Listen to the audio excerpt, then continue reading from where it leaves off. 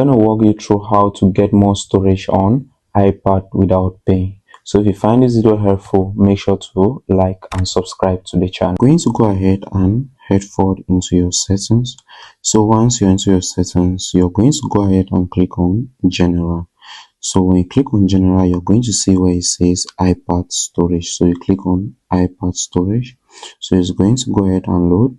So here you can see all various applications you currently have on your iPad. So what you're going to do, you're going to go ahead and delete apps or offload apps you don't actually want anymore. Even if you want an app, for example Telegram, I can go ahead and offload Telegram. So here you can see this will free up storage used by the app but keep its documents and data.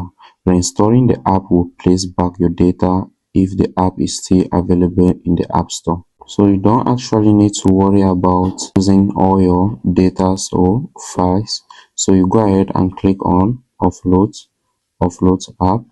So you can do that for any app you have actually on your iPad.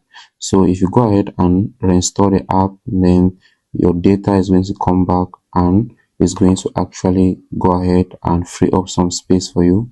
Then you can also head forward into your gallery and delete some unwanted pictures and videos to free up space on your iPad.